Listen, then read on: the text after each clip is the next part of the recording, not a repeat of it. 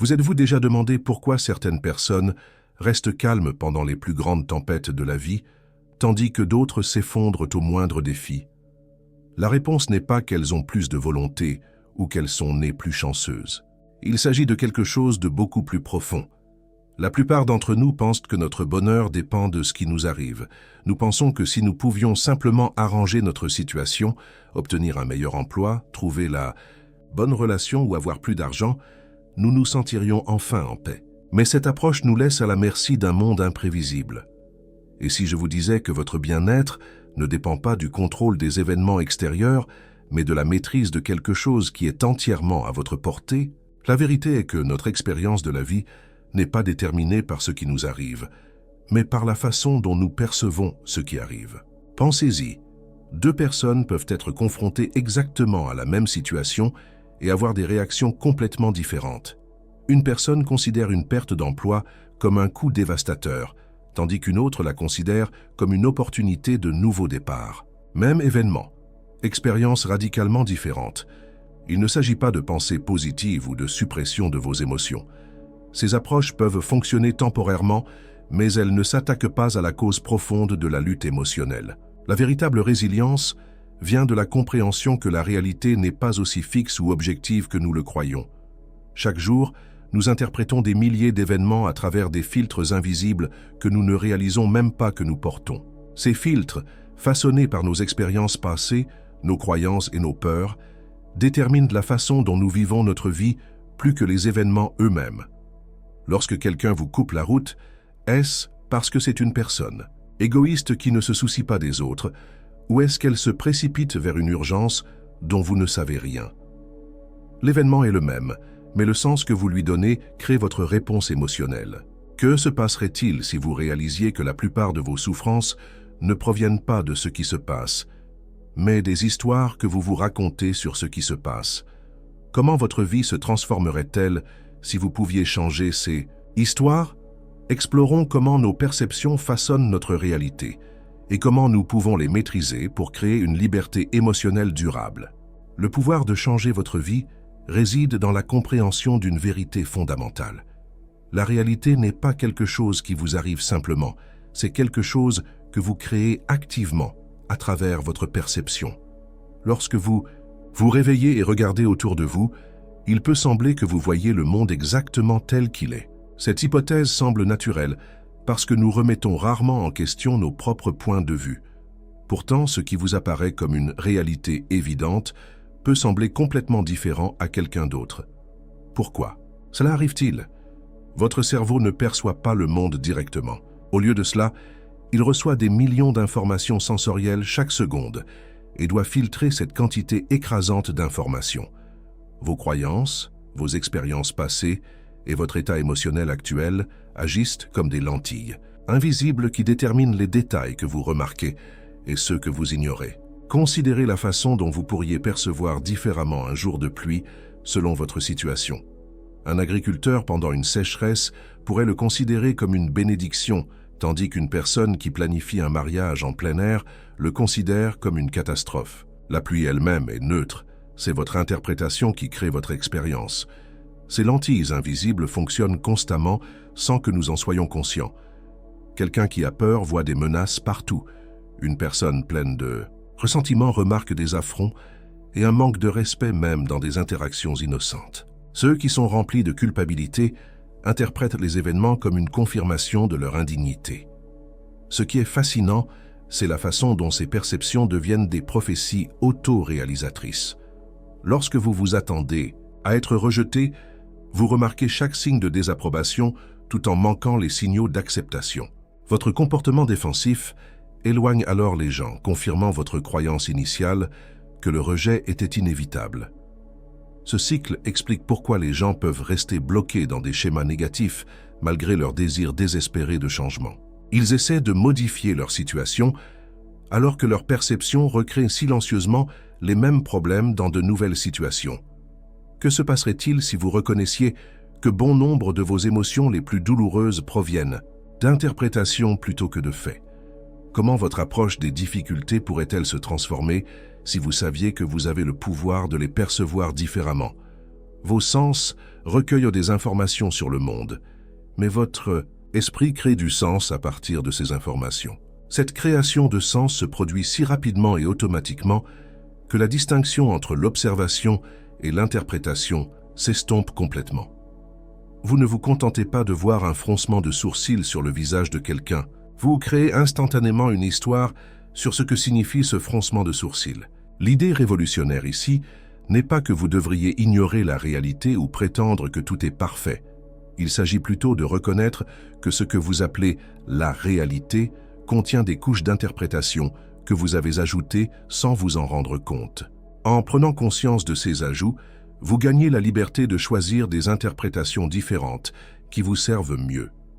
Cette prise de conscience commence par vous surprendre dans des moments de forte émotion et en vous demandant « Quel sens est-ce que je donne à cette situation ? Est-ce la seule interprétation possible ?» Ces questions ouvrent la porte à un changement profond dans la façon dont vous vivez la vie. Vos perceptions façonnent non seulement ce que vous ressentez face à ce qui se passe, mais aussi ce que vous remarquez en premier lieu. En comprenant ce processus, vous accédez à l'outil de transformation le plus puissant, la capacité de changer votre façon de voir le monde.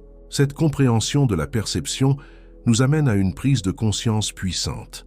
Bien que nous ne puissions pas contrôler tout ce qui se passe dans la vie, nous conservons une autorité totale sur ce que ces événements signifient pour nous. De nombreuses approches du bien-être émotionnel se concentrent sur l'évitement des situations douloureuses ou le rejet des sentiments négatifs. Ces stratégies échouent souvent parce qu'elles luttent contre la nature inévitable de la vie. La douleur, la déception et la perte finissent par frapper tout le monde. La clé de la résilience émotionnelle ne se trouve pas dans l'évitement de la douleur, mais dans la transformation de sa signification. Lorsque des événements difficiles se produisent, nous ne les vivons jamais directement. Nous vivons notre interprétation de ceux-ci. Cette subtile distinction change tout. Pensez à un moment où quelque chose a d'abord semblé terrible, mais s'est avéré précieux par la suite. Peut-être qu'une perte d'emploi a mené à un meilleur parcours professionnel ou qu'une rupture amoureuse a créé un espace pour la croissance personnelle. L'événement n'a pas changé, mais votre interprétation de celui-ci a complètement évolué. Et si vous pouviez accéder à ce changement de perspective sans attendre des années? Et si vous pouviez consciemment choisir des interprétations valorisantes, même dans vos moments les plus difficiles? Certains pourraient se demander si cette approche signifie ignorer la réalité ou créer une fausse positivité. Pas du tout. Il s'agit de reconnaître que plusieurs interprétations peuvent être tout aussi valables, puis de choisir celle qui vous valorise plutôt que de vous diminuer. Face à un rejet, vous pourriez l'interpréter comme une preuve de votre incompétence ou comme un retour d'informations utiles vous guidant vers l'amélioration. Face à des obstacles, vous pourriez les considérer comme des fardeaux injustes ou comme des occasions de développer votre force. Aucune de ces visions n'est objectivement vraie. Chacune crée une expérience différente et mène à des actions différentes. Les interprétations les plus limitantes contiennent souvent des hypothèses cachées. Cette situation difficile ne finira jamais. Je ne suis pas capable de gérer cela, ou cela prouve que je ne suis pas assez bien. Ce ne sont pas des faits. Ce sont des histoires qui semblent vraies, uniquement parce qu'elles restent non examinées. En remettant en question ces hypothèses, vous découvrez leur fragilité. La plupart des circonstances difficiles finissent par changer. Vous avez déjà géré des situations difficiles auparavant. Un seul événement ne peut en aucun cas prouver votre valeur en tant qu'être humain. Cette pratique exige une honnêteté intellectuelle. Il ne s'agit pas de nier les problèmes ou de prétendre que tout est merveilleux quand ce n'est manifestement pas le cas. Il s'agit de trouver des interprétations qui reconnaissent les difficultés tout en maintenant votre sentiment d'autonomie et d'espoir.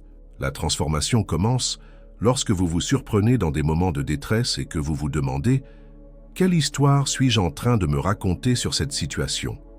De quelles autres manières pourrais-je interpréter ce qui se passe ?» Même de petits changements dans l'interprétation peuvent modifier radicalement votre réponse émotionnelle. Considérer une critique comme une attaque est différent de la considérer comme une information qui pourrait vous aider à grandir. Interpréter un revers comme un échec est différent de le considérer comme une pause temporaire dans votre progression. Grâce à une interprétation consciente, vous reprenez le pouvoir sur des circonstances qui semblaient autrefois hors de votre contrôle. Vous apprenez que la liberté ne vient pas du contrôle des événements extérieurs, mais du choix de leur signification dans votre vie. Cette reconnaissance transforme votre façon d'évoluer dans le monde.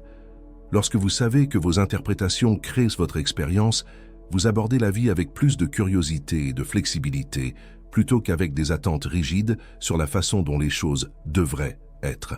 Ce processus d'interprétation se déroule en grande partie en dehors de notre conscience.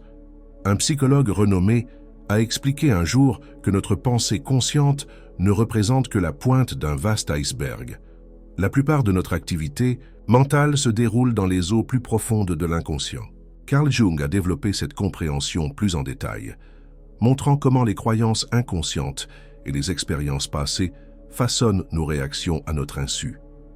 Son travail révèle pourquoi le simple fait de décider de penser différemment crée rarement un changement durable.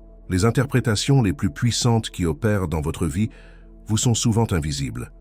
Votre esprit crée automatiquement des récits sur ce qui se passe, fréquemment basés sur le conditionnement de l'enfance et les premières expériences de la vie. Ces événements formatifs établissent des schémas que votre cerveau continue de suivre des décennies plus tard. Par exemple, un enfant qui a reçu de l'attention principalement lorsqu'il réussissait pourrait développer une croyance inconsciente que sa valeur dépend de sa performance. À l'âge adulte, cette personne pourrait interpréter même des erreurs mineures comme des échecs dévastateurs, bien qu'elle ne choisirait pas consciemment cette perspective douloureuse. Ces interprétations inconscientes expliquent pourquoi des personnes intelligentes réagissent parfois d'une manière qui ne les sert manifestement pas. L'esprit rationnel sait une chose, mais des schémas plus profonds orientent le comportement dans une direction entièrement différente. Quelles expériences passées pourraient influencer la façon dont vous interprétez les événements actuels de votre vie? Comment les premiers messages des figures d'autorité pourraient-ils encore colorer votre perception de vous-même et de vos capacités? L'inconscient fonctionne sur des schémas et des associations plutôt que sur la logique. Lorsque quelque chose dans le présent ressemble à une situation passée, même d'une manière que vous ne reconnaissez pas consciemment, cela déclenche les mêmes réponses émotionnelles et interprétations. Cela explique pourquoi certaines situations provoquent des réactions qui semblent disproportionnées.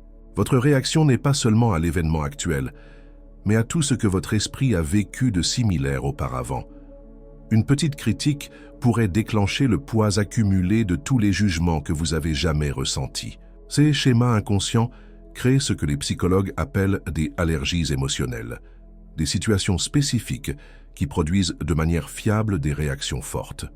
Pour une personne, se sentir ignorée pourrait déclencher une anxiété intense, tandis qu'une autre pourrait réagir fortement à toute allusion de contrôle de la part des autres. Reconnaître ces schémas nécessite de développer une relation avec votre inconscient. Cela commence par remarquer quand vos réactions émotionnelles semblent plus fortes que la situation ne le justifie. Ces moments fournissent des indices sur des schémas plus profonds, opérant sous le seuil de la conscience. Faites attention aux thèmes récurrents dans votre vie, les situations qui semblent se produire à plusieurs reprises malgré vos meilleurs efforts. Ces schémas pointent souvent vers des interprétations inconscientes qui vous attirent vers des expériences familières, même douloureuses. Les rêves, les changements émotionnels soudains et les pensées persistantes peuvent tous servir de messages de l'inconscient, révélant des interprétations trop profondes pour une prise de conscience immédiate. En prêtant attention à ces signaux, vous amenez progressivement les schémas inconscients à la lumière de la conscience, où ils peuvent changer. Ce travail ne consiste pas à blâmer votre passé ou les autres pour les luttes actuelles. Il s'agit de comprendre les origines de vos interprétations afin qu'elles ne vous contrôlent plus depuis l'ombre. Lorsque les schémas inconscients deviennent conscients, ils commencent à perdre leur pouvoir automatique sur vos perceptions. Le but n'est pas d'atteindre une connaissance de soi parfaite. L'inconscient reste partiellement mystérieux, même pour ceux qui l'étudient pendant des décennies. Il s'agit plutôt de développer suffisamment de conscience pour reconnaître quand de vieilles interprétations colorent votre expérience actuelle, créant ainsi un espace pour choisir différemment. Cette conscience croissante vous permet de voir combien de vos croyances les plus limitantes sur vous-même et sur le monde proviennent d'interprétations formées lorsque vous aviez beaucoup moins de connaissances et de perspectives qu'aujourd'hui. L'un des plus grands obstacles au changement de nos perceptions provient d'une idée fausse puissante, la croyance que nos interprétations représentent la vérité absolue. Cette illusion nous enferme dans des perspectives rigides qui créent des souffrances inutiles.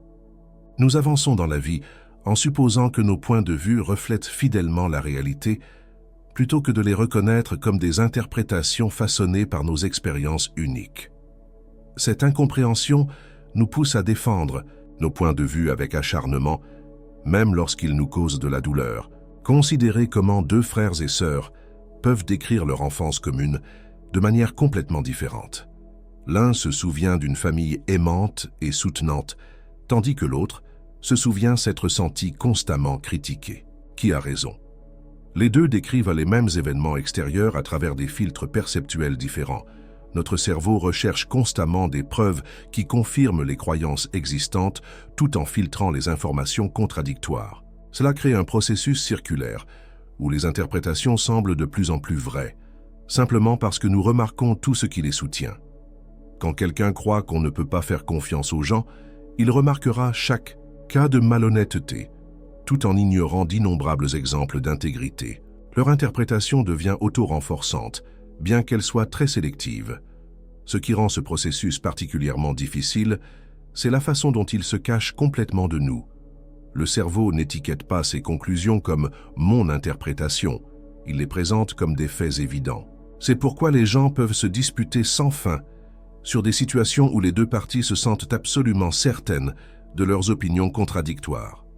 Comment votre certitude à propos de diverses situations pourrait-elle limiter votre capacité à voir d'autres perspectives? Que se passerait-il si vous abordiez vos convictions les plus fortes avec une curiosité sincère? Il ne s'agit pas de douter de tout ou de croire que rien n'a d'importance. Il s'agit de reconnaître que même nos interprétations les plus assurées ne représentent qu'une façon possible de comprendre notre expérience. Considérez la fréquence à laquelle l'histoire a prouvé que des faits considérés comme certains étaient erronés. Pendant des siècles, les esprits les plus éduqués de l'humanité ont cru que le soleil tournait autour de la Terre. Leur certitude n'était pas basée sur la stupidité, mais sur les limites de leur cadre de perception. Dans votre propre vie, combien de fois avez-vous changé d'avis sur quelque chose dont vous étiez absolument certain? Ces moments révèlent la nature provisoire de même nos interprétations les plus fortes. La voie à suivre n'est pas d'abandonner la recherche de la vérité, mais de l'aborder avec humilité. Cela signifie considérer les interprétations avec légèreté, en reconnaissant qu'elles représentent des hypothèses de travail plutôt que des conclusions définitives. Lorsque vous vous surprenez à penser « c'est comme ça et pas autrement », à propos d'une situation douloureuse, vous avez trouvé une occasion de pratiquer cette conscience. Demandez-vous, est-ce la seule interprétation possible? Quelles autres perspectives pourraient exister? Ce questionnement ne signifie pas que toutes les interprétations sont également valables. Certaines créent clairement plus de souffrance ou contredisent les preuves disponibles. Le but n'est pas le relativisme, mais le développement de la flexibilité nécessaire pour considérer plusieurs perspectives avant de s'arrêter sur une seule. En abandonnant l'illusion que vos interprétations représentent la vérité absolue, vous gagnez la liberté de choisir des points de vue qui servent votre croissance et votre bien-être. Vous devenez capable de mettre à jour votre compréhension au fur et à mesure que vous obtenez de nouvelles informations, plutôt que de défendre des perspectives dépassées. Cette flexibilité vous permet de maintenir simultanément des vérités apparemment contradictoires, en reconnaissant à la fois les défis réels auxquels vous êtes confrontés et les opportunités que ces défis pourraient contenir. Le chemin vers la liberté émotionnelle commence par une seule étape puissante: prendre conscience de vos interprétations au fur et à mesure qu'elles se forment. Cette conscience crée un espace crucial entre ce qui se passe et la façon dont vous y répondez. La plupart des gens vivent la vie comme une série de réactions automatiques. Quelque chose se produit, des émotions surgissent immédiatement et des comportements s'ensuivent, sans choix conscient.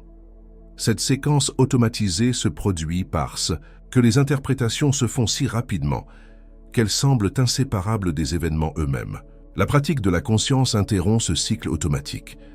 Elle vous permet de remarquer vos interprétations se former avant qu'elles ne déclenchent des réactions émotionnelles. Ce petit écart, ce moment de prise de conscience, contient la possibilité d'une véritable liberté. Comment votre vie changerait-elle si vous pouviez faire une pause entre un événement et votre réaction à celui-ci? Que deviendrait-il possible si vous pouviez observer vos interprétations se former au lieu d'être immédiatement pris au dépourvu par elles?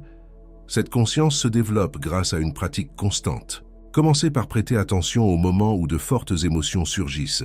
Ces flambées émotionnelles servent de signaux pointant vers des interprétations sous-jacentes qui pourraient autrement rester invisibles. Lorsque vous vous sentez en colère, faites une pause pour identifier l'interprétation qui déclenche cette réaction. Peut-être avez-vous décidé que quelqu'un vous a manqué de respect ou a violé une valeur importante. Lorsque l'anxiété fait surface, recherchez l'interprétation de menaces ou de dangers qui se cachent derrière elle. Cette pratique ne consiste pas à juger vos interprétations ou à vous forcer à penser différemment. Elle commence simplement par une prise de conscience. « Ah, j'interprète cette situation comme signifiant. » Le pouvoir révolutionnaire de cette conscience vient de la reconnaissance que vous n'êtes pas vos interprétations. Vous êtes la conscience qui peut les observer se former. Cette distinction crée la possibilité d'un choix là où il ne semblait pas en exister auparavant. Sans conscience, les interprétations contrôlent automatiquement votre expérience. Avec la conscience, vous pouvez poser des questions essentielles. Cette interprétation m'aide-t-elle? Reflète-t-elle toute la vérité de cette situation? Quelles autres perspectives pourraient être tout aussi valables? Ce questionnement ne se fait pas uniquement par le biais d'une analyse intellectuelle. Cela nécessite de développer une sensibilité à la façon dont les interprétations se manifestent dans votre corps et vos émotions. Certaines créent de l'expansion et des possibilités, d'autres génèrent de la contraction et des limitations. Ces sensations fournissent des indications précieuses. La pratique s'approfondit à mesure que vous apprenez à saisir les interprétations plus tôt dans leur formation. Éventuellement, vous pourriez les remarquer surgir sous forme de pensées subtiles ou même de sensations physiques avant qu'elles ne se cristallisent en croyances complètes sur ce qui se passe. Cette conscience croissante révèle des schémas à travers les situations. Vous commencez à reconnaître comment certains types d'événements déclenchent de manière fiable des interprétations spécifiques. Ces schémas sont souvent liés à des thèmes importants de votre passé, des croyances fondamentales sur vous-même, sur les autres et sur le fonctionnement du monde. À mesure que la conscience augmente, les interprétations auparavant automatiques perdent leur caractère inévitable. Ce qui semblait autrefois être la seule façon possible de comprendre une situation devient clairement reconnaissable comme une simple option parmi tant d'autres. Cette conscience n'élimine pas les défis, ni ne garantit que vous choisirez toujours des interprétations stimulantes. Elle garantit simplement que, quelle que soit la perspective que vous adoptez, vous la choisissez consciemment plutôt que de la laisser être choisie pour vous par des schémas inconscients. La liberté qui émerge ne consiste pas à contrôler la vie ou à éviter les difficultés. Il s'agit de maintenir votre capacité à choisir votre réponse, quelles que soient les circonstances, en restant l'auteur de votre expérience plutôt que son sujet impuissant. Cette pratique de la conscience mène naturellement au développement d'une qualité essentielle à la résilience émotionnelle, la présence. La présence signifie maintenir une conscience éveillée dans les moments difficiles plutôt que d'être complètement absorbé par les réactions. Sans présence, les émotions peuvent rapidement nous submerger. Nous nous identifions tellement à nos sentiments que nous oublions qu'ils représentent des réponses à des interprétations plutôt que des réactions inévitables aux événements eux-mêmes. Cet oubli crée un sentiment d'impuissance, comme si nos émotions nous arrivaient plutôt que de passer à travers nous. La présence établit une relation différente avec l'expérience émotionnelle. Au lieu d'être emporté par les sentiments, vous apprenez à les observer avec une attention curieuse. Cela ne signifie pas réprimer les émotions ou faire semblant de ne pas les ressentir. Bien au contraire, la présence vous permet de vivre pleinement les émotions tout en conservant suffisamment de conscience pour éviter d'être contrôlé par elles. Considérez la présence comme la création d'un observateur interne qui reste stable, même lorsque les émotions sont fortes. À partir de cette conscience centrée, vous pouvez reconnaître les sentiments sans vous identifier complètement à eux. Vous pouvez dire « je ressens de la colère » plutôt que « je suis en colère ». Une distinction subtile aux implications profondes. Comment vos situations difficiles pourraient-elles se transformer si vous pouviez maintenir cette qualité de présence en leur sein? Qu'est-ce qui changerait si vous pouviez ressentir des émotions difficiles sans perdre l'accès à votre sagesse et à votre clarté? Le développement de la présence commence par la pratique dans des moments plus calmes. Prenez de courtes pauses tout au long de votre journée pour remarquer votre expérience actuelle sans jugement. Observez vos pensées, vos émotions et vos sensations physiques, comme si vous regardiez un film intéressant plutôt que d'en être le personnage principal. Au fur et à mesure que cette capacité se renforce, intégrez-la progressivement dans des situations plus difficiles. Lorsque des conflits surviennent ou que les émotions s'intensifient, entraînez-vous à maintenir cette même conscience d'observation. Même quelques secondes de présence dans un moment difficile peuvent interrompre les réactions automatiques et créer un espace pour un choix conscient. Le corps physique fournit un ancrage essentiel à la présence.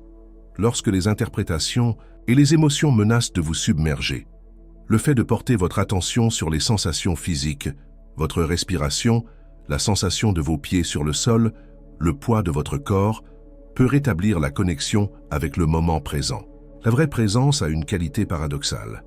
Elle implique de participer pleinement à la vie tout en conservant simultanément un certain degré de conscience témoin. Vous êtes complètement engagé, mais pas complètement absorbé, impliqué sans être identifié. Cette attention équilibrée crée des possibilités remarquables. Grâce à la présence, vous pouvez ressentir des émotions intenses sans être défini par elles. Vous pouvez reconnaître des circonstances difficiles sans être diminué par elles. Vous pouvez répondre aux difficultés avec sagesse plutôt qu'avec réaction.